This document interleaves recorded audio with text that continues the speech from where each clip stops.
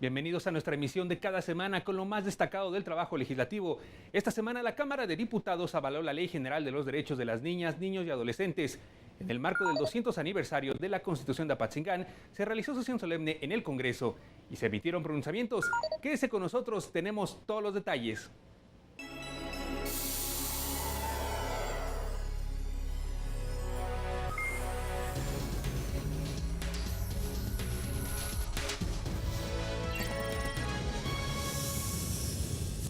En la sesión ordinaria realizada el jueves 23 de octubre en el Palacio Legislativo de San Lázaro, el primer punto que se abordó por los diputados fue el dictamen por el que se expide la Ley General de los Derechos de Niñas, Niños y Adolescentes y se reforman diversas disposiciones de la Ley General de Prestación de Servicios para la Atención, Cuidado y Desarrollo Integral Infantil. La minuta enviada por el Senado de la República con carácter de preferente da cumplimiento al artículo primero constitucional en materia de derechos humanos, reconociendo a los menores de edad como sujetos plenos de derechos. Contiene un catálogo de derechos humanos de niñas, niños y adolescentes.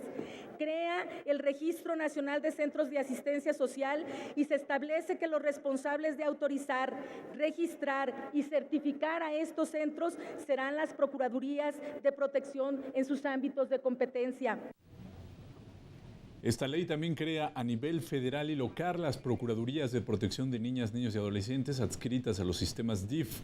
Prevé que las autoridades instrumenten políticas y programas de gobierno integrales con mecanismos transparentes de seguimiento y evaluación a través del Consejo Nacional de Evaluación de la Política y Desarrollo Social, el Coneval. Además, homologa en todo el país los derechos de la infancia y la adolescencia, como el establecimiento de la edad mínima para contraer matrimonio a los 18 años, la gratuidad de la primera copia certificada del registro de nacimiento y la presunción de paternidad o maternidad cuando hay rechazo a hacer la prueba, entre otros aspectos. Contempla un programa nacional, así como programas estatales que contendrán las políticas, objetivos, estrategias y líneas de acción prioritarias en materia de ejercicio, de respeto, de promoción y de protección integral. Posteriormente, cada grupo parlamentario fijó postura sobre esta nueva ley. El primero en hacerlo fue el partido Nueva Alianza, quien reiteró que tiene como primer objetivo garantizar los derechos de los niños, niñas y adolescentes. Que la creación del Sistema Nacional de Protección Integral, que se encargará del diseño y la implementación de políticas públicas, así como una Procuraduría Federal de Niñas, Niños y Adolescentes, con sus representaciones locales, es sin duda un gran avance de la ley. Bueno, para el Partido del Trabajo, este nuevo marco jurídico contiene avances en la protección de menores. Sin embargo, hay materias pendientes por incluir en el dictamen. Así lo señalaron. Que no se avanza hacia la creación verdadera de un sistema nacional de protección integral, sino tan solo se establece la posibilidad de soportar este nuevo diseño normativo en el sistema DIF, bajo la condición de fortalecerlo y adecuarlo a las necesidades de esta ley para niñas y niños. En su oportunidad, el partido Movimiento Ciudadano habló de los recursos que la iniciativa del presidente propone para poner en marcha la nueva ley y garantizar así los derechos de los menores mexicanos. No hay dinero, no se puede dar una atención especial, particular, contundente, seria a los niños en situación especial o de vulnerabilidad. Y esta iniciativa, con la mano en la cintura, plantea un costo presupuestal de 291 millones de pesos. El Partido Verde Ecologista de México hizo hincapié en la creación de un sistema integral que garantiza la protección de más de los 43 millones de niños, niñas y adolescentes que actualmente viven en México. Establecer procedimientos para el combate a la violencia y el bullying, incorporar requerimientos básicos para mejorar el funcionamiento de albergues públicos y privados, garantizar los derechos de los menores migrantes no acompañados, así como garantizar que adolescentes embarazadas concluyan sus estudios. En su intervención, el PRD adelantó su voto a favor del dictamen al considerar que crea los criterios de políticas públicas y además establece concurrencia y coordinación entre los 3 niveles de gobierno para el cuidado y protección de la niñez mexicana. Es urgente que esta Procuraduría cuente con los recursos suficientes para prevenir y eliminar los hechos y omisiones que lastiman a nuestras niñas y niños y adolescentes. La importancia de la niñez para las y los legisladores de la bancada del Partido de la Revolución Democrática ha sido de las más altas de las prioridades. Bueno, el PAN dijo que esta nueva ley es un instrumento jurídico que beneficia a la niñez y adolescencia mexicana. Reiteró la necesidad de garantizar los recursos necesarios para que se pueda aplicar con un principio de interdependencia y progresividad. Es la obligación de las autoridades de los diferentes niveles de gobierno, de esta Cámara de Diputados, de congresos locales y de la Asamblea Legislativa del DF, de garantizar los recursos presupuestales necesarios en sus leyes correspondientes. Establece el derecho de la niñez a ser inscritos en el registro civil respectivo de manera inmediata y gratuita y que se les expida sin costo la primera acta certificada. Finalmente, el PRI habló a favor de este dictamen. Dijo que cumple compromisos y tratados internacionales en materia de protección a los menores. Como la ampliación y desarrollo del catálogo de sus prerrogativas reconocidas constitucionalmente, entre muchos otros beneficios, de una larga lista que coadyuvará en su desarrollo integral y les garantizará plenitud en su esfera jurídica. En la discusión en lo general de esta nueva ley que expide, el decreto que expide la Ley General de los Derechos de las Niñas, Niños y Adolescentes y por el que se reforman disposiciones de la Ley General de Prestación de Servicios para la Atención, Cuidado y Desarrollo Integral Infantil, los distintos grupos parlamentarios reconocieron avances en la materia. Sin embargo, destacaron temas en los que consideraron se pudo haber profundizado, discusión a favor y en contra. Yo les diría que esta ley ha quedado por debajo de las expectativas de la Convención de los Derechos del Niño, porque este es el instrumento principal que hubiésemos observado. Deberíamos de haber armonizado el marco jurídico con otras disposiciones de la Ley de Migración, porque tenemos que ser muy claros, México no cuenta con políticas transversales ni leyes que se ajusten plenamente a los estándares internacionales de derechos humanos que regulan los derechos de los niños, niñas y adolescentes migrantes. En ese sentido, creemos que esta ley a futuro debe normar el derecho universal de los niños a la educación temprana, haciendo obligatorio por parte del Estado la atención de los niños en la etapa inicial. A pesar de que los avances son limitados, el Partido del Trabajo va a votar a favor de esta ley. Vamos a votar a favor y también vamos a argumentar por qué la salud sexual y reproductiva es un derecho reconocido en tratados internacionales, en convenciones, y aplicaremos el derecho de convencionalidad para asentar y para votar a favor. Pero no permitiremos que se venga a decir aquí que tenemos todos los derechos y que los niños y niñas tienen todos los derechos, menos los derechos sexuales y reproductivos. También se dijo que con estas modificaciones se armoniza la legislación con diversos instrumentos internacionales y que uno de los principales objetivos es garantizar los derechos de la niñez mexicana. Reconocieron que queda mucho por hacer, pero destacaron que esta ley será un instrumento fundamental para avanzar en los derechos de los infantes. La nueva ley clarifica y fortalece la responsabilidad del Estado respecto del ejercicio de los derechos, a efecto de que se generen las políticas públicas, los programas y las acciones concretas que permitan su garantía, e incluso la ley prevé los mecanismos para reclamar su cumplimiento a través de la figura de las procuradurías. Destaco el tema de la creación del Sistema Nacional de Protección Integral de los Derechos de Niñas, Niños y Adolescentes, el cual estará integrado por dependencias y entidades de la Administración Pública Federal que tienen competencia con diversos temas que impactan a la niñez, así como las instancias que representan a los gobiernos en las entidades federativas. Al término de la discusión y de informar que existían 43 reservas para su discusión en lo particular a 24 artículos del dictamen y 2 transitorios, el proyecto quedó avalado en lo general con 420 votos a favor, 1 en contra y 10 abstenciones. Aprobado en lo general y en lo particular de los artículos no reservados. La ley con las modificaciones aceptadas por la Asamblea. Con las modificaciones aceptadas por la Asamblea, la Ley General de Derechos de Niñas, Niños y Adolescentes y reforma diversas disposiciones de la Ley General de Prestación de Servicios para la Atención, Cuidado y Desarrollo Integral Infantil.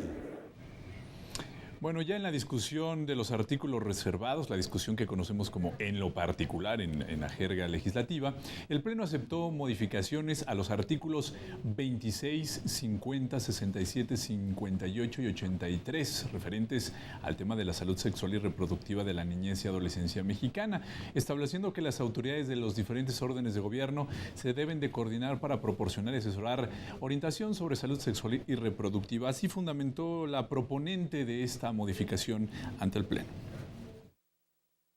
Uno de los fines de la educación sea promover la educación sexual integral conforme a su edad, el desarrollo evolutivo, cognitivo y madurez de las niñas, niños y adolescentes, que les permita ejercer de manera informada y responsable sus derechos consagrados en la Constitución.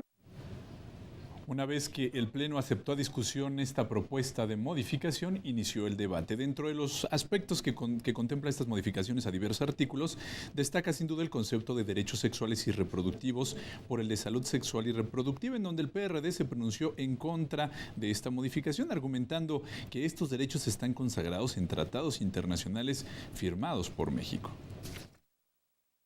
O sea, a los niños y niñas les vamos a decir que tienen todos los derechos menos los sexuales y reproductivos.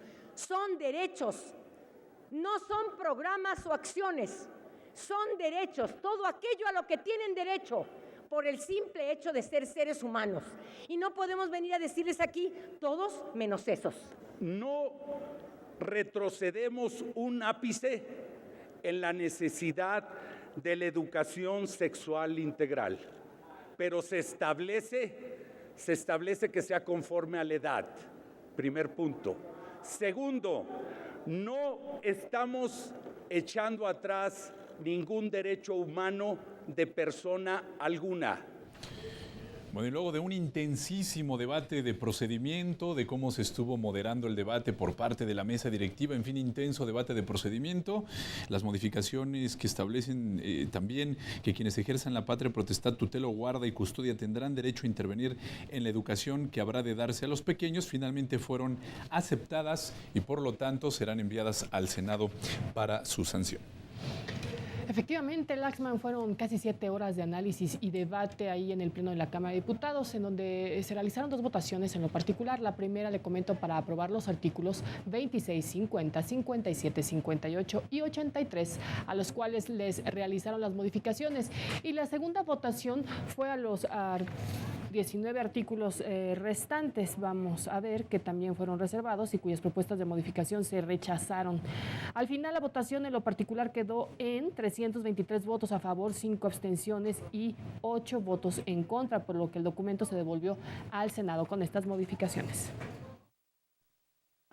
Aprobado en lo general y en lo particular el proyecto de decreto que expide la Ley General de los Derechos de Niñas, Niños y Adolescentes y reforma diversas disposiciones de la Ley General de Prestación de Servicios para la Atención, Cuidado y Desarrollo Integral Infantil. Se devuelve al Senado. A 200 años de que el Supremo Congreso Mexicano firmó en Apatzingán el 22 de octubre de 1814 el Decreto Constitucional para la Libertad de la América Mexicana, la Cámara de Diputados celebró sesión solemne para conmemorar este acontecimiento histórico. Los detalles a continuación. A las 8:30 de la mañana del 22 de octubre arribó por la avenida Congreso de la Unión, procedente del Archivo General de la Nación, uno de los 3 ejemplares de la Constitución de Apatzingán firmada por José María Morelos y Pavón el 22 de octubre de 1814.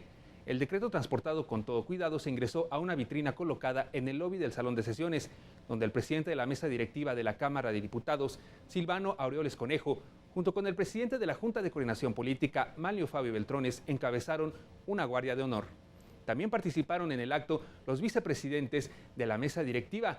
Luego de este acto, el ejemplar de la Carta Libertadora de la América Mexicana se trasladó a otra vitrina dispuesta al pie de la máxima tribuna del país, donde permaneció durante el desarrollo de la sesión solemne. Sobre este decreto constitucional para la libertad de la América Mexicana, los legisladores realizaron un balance a 200 años de su promulgación. En sesión solemne, diputados conmemoraron el bicentenario de la promulgación del Decreto Constitucional para la Libertad de la América Mexicana, conocido como la Constitución de Apatzingán, hecho histórico que ocurrió el 22 de octubre de 1814. Legisladores destacaron el valor histórico de este documento que cimentó las bases del Estado mexicano. Contiene 2 principios fundamentales, hoy más vigentes que nunca: la soberanía popular y la consagración de los derechos humanos de todos los ciudadanos. Su contribución en la construcción del México independiente no puede ni debe soslayarse. Una vez iniciada la revuelta contra las autoridades coloniales, la Constitución recogió la visión de los diversos dirigentes independentistas. Hoy, a 200 años de la Constitución de Apatzingán, es pertinente que hagamos un balance respecto de si los gobiernos instaurados a partir de la obtención de la independencia cumplen el propósito consignado en el artículo 24 de la Constitución de Apatzingán. El México del 2014 es un México de graves desigualdades de clases, con extremos irreconciliables. Qué lejos está este régimen de los impunes, de la vocación por las leyes e instituciones que significó la Constitución de Apatzingán. Qué lejos están de José María Morelos y su grandeza, la frivolidad y la irrealidad televisada, sello imborrable del peñanietismo. El Decreto Constitucional para la Libertad de la América Mexicana resultó ser uno de los documentos liberales más avanzados de su época, pues sus principios y disposiciones fundamentales fueron, sin duda alguna, herencia de la Francia revolucionaria, cuyo pensamiento se extendió por todo el mundo. En el recinto parlamentario se ubicó uno de los ejemplares originales de la Constitución de Apatzingán, con la firma auténtica del general José María Morelos y Pavón, el cual fue llevado a San Lázaro por el Archivo General de la Nación. Es necesario retomar el ejemplo y la guía de los constituyentes de Apatzingán. Los principios democráticos de independencia y libertad son más vigentes que nunca. Es necesario sentar las bases para consolidar nuestras instituciones, el respeto al Estado de Derecho y dar certidumbre a las actividades de que los ciudadanos deseen emprender. El mejor homenaje que hoy podemos rendir a Morelos y a los ilustres redactores de la Constitución de Apatzingán es seguir trabajando para que sus ideales se vuelvan una realidad en el México del siglo XXI. Tenemos que seguir trabajando para que nuestro país deje atrás la sombra de la violencia, la corrupción y la impunidad que tanto han lastimado el edificio de nuestra República. La Constitución de Apatzingán cumple en la historia de México el papel de haber establecido los elementos básicos fundacionales de nuestro Estado: autodeterminación, soberanía popular, república democrática, división de poderes y derechos humanos. El presidente de la Cámara de Diputados también emitió un pronunciamiento a nombre de la mesa directiva. ¿Qué pensaría Morelos, el héroe, el visionario, el estadista y militar, que el documento base de 1803, que llevó a la Constitución de 1814 sobre las ideas de libertad, de justicia y de igualdad para la prosperidad de los ciudadanos, sigue sin reflejarse a plenitud Estuvieron presentes el ministro presidente de la Suprema Corte de Justicia de la Nación, Juan Silva Mesa, el subsecretario de Enlace Legislativo de la Secretaría de Gobernación, Felipe Solís Acero, y exgobernadores de Michoacán, entre ellos Leonel Godoy Rangel. Antes de concluir la sesión solemne, en el Pleno de San Lázaro se entonó el himno nacional mexicano, interpretado por la orquesta y el coro de la Armada de México. En tanto, en el Pleno de la Cámara Alta, senadores recordaron la importancia de este texto legislativo que marca el inicio de las aspiraciones constituyentes del pueblo mexicano.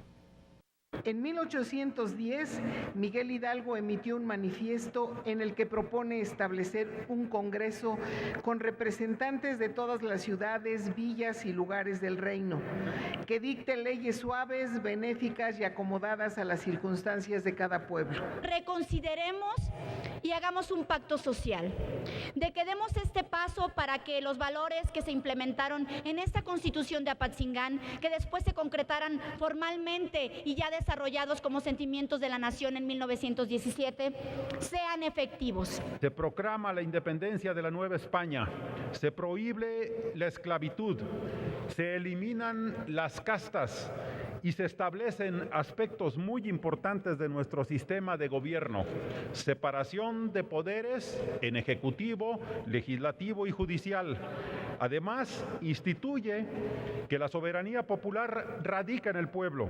Por la naturaleza de cada uno de sus postulados, que denotan ideales y aspiraciones de libertad e igualdad, fue determinante para la institucionalización de la independencia de México, situación que en gran medida fue posible gracias al liderazgo de José María Morelos y Pavón. Y en información del Senado de la República, esta semana la Comisión de Gobernación presentó ante el Pleno un acuerdo para solicitar la ampliación del plazo hasta el 30 de octubre para la presentación de un dictamen en torno a la solicitud de legisladores sobre la desaparición de poderes en el estado de Guerrero. La presidenta de la comisión, senadora Cristina Díaz, subió a tribuna para argumentar que el Senado, de acuerdo a lo que establece en la fracción quinta del artículo 76 constitucional, no puede intervenir jurídicamente en los estados y solo se constriñe a tomar conocimiento de los hechos, por lo que solicitó mayor tiempo para el análisis. Se solicita al Pleno del Senado ampliar el plazo para que la Comisión de Gobernación conozca y resuelva sobre las causas para realizar la declaratoria a que se refiere la fracción quinta del artículo 76 constitucional, turnada el jueves 16 de octubre, a más tardar el día 30 de octubre del 2014. La presidenta de la Comisión de Gobernación argumentó el porqué de la necesidad de intervenir del Poder Legislativo en la situación prevaleciente en el estado de Guerrero. En ese orden de ideas, en el estado de Guerrero, podemos observar que las circunstancias particularmente graves de inseguridad aunadas a la debilidad institucional y la ausencia de las autoridades locales han hecho necesaria una intervención contundente de las fuerzas federales. En este sentido, se notificó que la Comisión de Gobernación pretende allegarse de mayores elementos para tomar una resolución al respecto. Esta comisión dictaminadora debe hacerse llegar de los mayores elementos válidos para constatar que los poderes del Estado de Guerrero existen y funcionan adecuadamente, de manera que los acontecimientos hoy vividos en la entidad no han sido perpetrados por estos. Bueno, los grupos parlamentarios realizaron una ronda de posicionamiento respecto a la discusión de la desaparición de poderes. Por su parte, el PRI invitó al gobernador de Guerrero, Ángel Aguirre, a considerar si continúa en el cargo.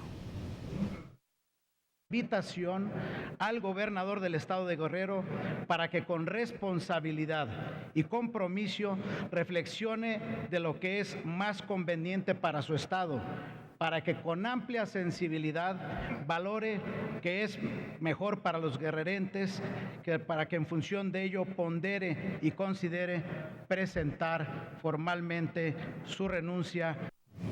Por su parte, la fracción parlamentaria del PAN adelantó que en caso de que el gobernador de Guerrero, Ángel Aguirre, no renuncie a su cargo, será el Senado quien se pronuncie por la desaparición de poderes en aquella entidad. Que si no se presenta esa renuncia y llegamos al extremo de tener que decidir la próxima semana, que es el objeto de este acuerdo, a más tardar el 30 jueves, la desaparición de poderes, creo creo que después de esta intervención queda claro que el PRI, cuando menos por los argumentos aquí expuestos, votará a favor. Por el PRD, el senador Alejandro Encinas Rodríguez consideró que el asesinato y la desaparición de estudiantes normalistas en Ayotzinapa representa uno de los hechos más graves y lamentables de la historia del país, que pone en evidencia la debilidad del Estado mexicano y el proceso de descomposición de las instituciones. Queremos una investigación a fondo, caiga quien caiga. Si es el gobernador o el procurador de justicia del Estado, si es el Congreso del Estado, miembros del Congreso del Estado de Guerrero, que se les castigue. El senador Carlos Alberto Puente Salas del Partido Verde, por su parte, indicó que existe una grave descomposición política en el estado de Guerrero, lo que requiere de un mandatario que sea factor de unión y cohesión y además que tenga un respaldo social para superar dicha crisis. El gobernador del estado debe de entender que se requiere un cambio de rumbo para que la gobernabilidad y el respeto al Estado de Derecho regresen a Guerrero. La legitimidad con la que llegó a la gubernatura se ha erosionado gravemente a partir de los actos violentos que se registraron en el municipio de Iguala. El senador por el Partido del Trabajo, Manuel Bartlett Díaz, destacó que la Cámara Alta debe manejar el asunto de la desaparición de poderes con amplio detenimiento y llamó la atención sobre la responsabilidad del gobierno federal en el asesinato y desaparición de estudiantes normalistas en Iguala. Son responsables el gobierno del Estado y el gobierno federal, sin duda alguna. Hombre, por favor, no saquemos al gobierno federal.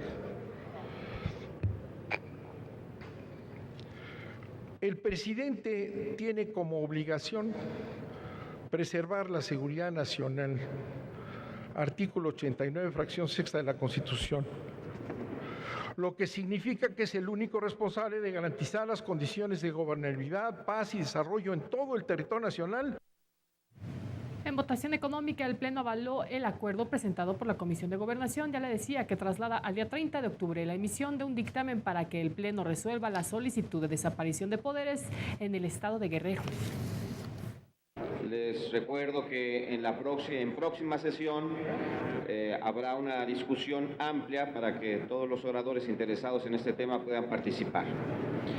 Esta semana, integrantes de la Comisión Especial de la Cámara de Diputados que da seguimiento a las investigaciones relacionadas con los hechos ocurridos en Iguala, Guerrero, se reunieron con el representante adjunto del Alto Comisionado de la ONU, Jesús Peña Palacios, con el fin de intercambiar información y puntos de vista respecto al tema. Previo a la reunión privada, el presidente de la comisión dio detalles del encuentro, el cual formará parte de un informe. Y esta información, como comentas, no la vamos a poder dar nosotros ahora mismo. Tenemos que estar recabando todo tipo de información que nos han dado. Estamos haciendo un preinforme de todos los documentos, estamos haciendo un protocolo de todo absolutamente desde los primeros minutos. El diputado Guillermo Anaya dijo que la prioridad para los diputados es localizar a los estudiantes normalistas desaparecidos. Igual que el día de mañana tendremos con el presidente de la Comisión Nacional de Derechos Humanos, el miércoles estaremos con Amnistía Internacional, porque sabemos que ellos han estado ahí, ellos han tenido contacto con las víctimas, los padres de familia. Nosotros vamos a tratar de tener contacto con el propio padre para poder reunirnos con él y tener esta información de propia voz del padre.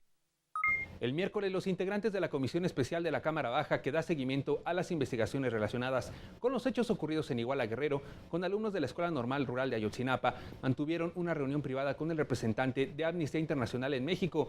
Previo al encuentro, el presidente de la comisión detalló las expectativas. Para nosotros es muy importante, lo he dicho en incansables ocasiones, que es sumamente importante la valoración de la violación a las víctimas y a las víctimas indirectas, y ellos tienen protocolos internacionales que México ha firmado, que se tienen que seguir por todas las autoridades mexicanas de los 3 órdenes de gobierno. Posteriormente, el representante de Amnistía Internacional señaló que durante la reunión con legisladores puso énfasis en las negligencias del Estado mexicano, en la ausencia de protocolos de seguridad y en general en materia de derechos humanos. Lo que comenzamos diciendo era que había habido una negligencia por parte del Estado mexicano en su conjunto y que Iguala no se dio en un contexto, en un vacío, ¿no? Iguala no se dio en una generación espontánea en donde nos preguntamos, ay, ¿qué pasó? ¿No? En Iguala estaban todas las condiciones dadas para que esto pasara, porque el Estado mexicano había sido negligente. La Comisión Especial también tuvo un encuentro con el representante adjunto del Alto Comisionado de la ONU en México, quien en entrevista señaló que el organismo internacional alentará a las autoridades mexicanas a que dispongan de todos los recursos que tenga a su alcance el gobierno para el rápido esclarecimiento de los hechos ocurridos en Iguala. Trabajando y conversando con los señores diputados y diputadas sobre medidas que se podrían ir adoptando para que hechos como estos no vuelvan a suceder. Son las autoridades las que tienen que establecer, digamos, el paradero de los estudiantes y les corresponde a ellas, digamos, decidir o comunicar a la sociedad en función del avance de las investigaciones los resultados que están obteniendo, ¿no? Fueron los diputados Ricardo Mejía Verdeja y Lilia Aguilar quienes hablaron sobre lo planteado a puerta cerrada por el representante adjunto de la ONU, Jesús Peña Palacios. Afirmaron que el caso cumple con las características de desaparición forzada, que los normalistas deberán ser considerados como víctimas colectivas, entre otros temas. Parte de lo que la oficina del Alto Comisionado en esta representación nos decía es: ¿por qué no se inició la búsqueda en las primeras 72 horas, primero? Y segundo, que no, y esto nos lo dijeron con toda claridad, no hay un protocolo de búsqueda de personas sistematizado y que nos describió cuáles son las características de la desaparición forzada de personas y nos dice que aparentemente la desaparición de los estudiantes cumple con todos estos elementos. El otro tema importante es la omisión del ejército para defender a los jóvenes de Ayotzinapa cuando se suscitaron los hechos entre el día 26 y 27 de septiembre, lo cual me parece muy grave, toda vez que es un tema que poco se ha tocado.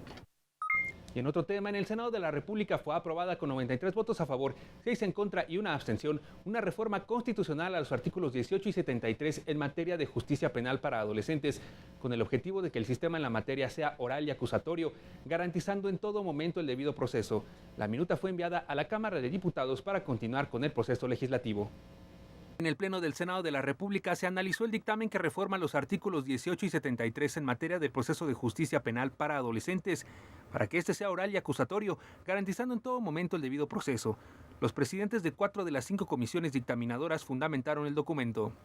Homologar en todo el país los umbrales para los procedimientos, mecanismos alternativos de solución de controversias y ejecución de medidas a través del otorgamiento al Congreso de la Unión de la facultad para expedir la legislación única en materia de justicia para adolescentes. Recoge el concepto de derechos humanos reconocidos para los adolescentes por la Constitución, entendiéndose por estos también los establecidos en los tratados internacionales de los que México es parte.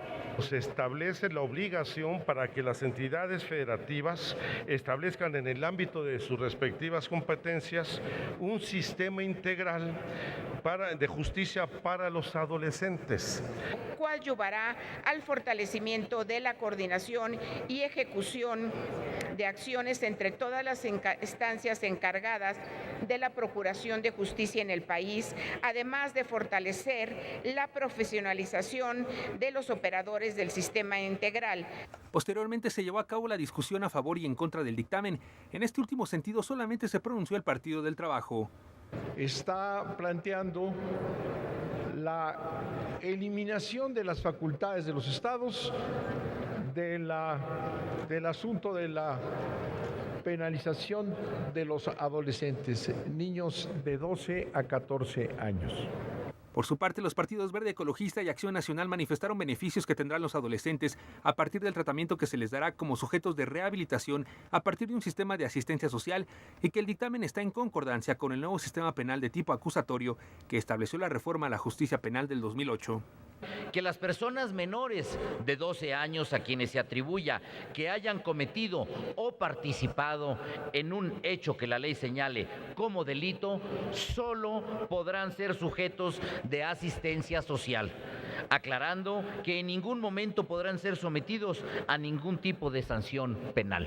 Creo que este otorgamiento de atribuciones al Congreso General para expedir una legislación única en materia de justicia para adolescentes es un punto favorable, es un punto que va a ayudar a tener más consistencia y sobre todo a que se apliquen principios generales de derecho, de respeto a derechos fundamentales. Finalmente, el documento fue avalado con 93 votos a favor, 6 en contra y una abstención, y turnado a la Cámara de Diputados para continuar su trámite legislativo. Gracias por acompañarnos en una emisión más de esta semana en el Congreso. Les recuerdo que puede sintonizarnos de lunes a viernes a las 8 de la noche en Noticias del Congreso. También puede visitarnos en nuestras redes sociales, Facebook, YouTube y Twitter. Hasta la próxima.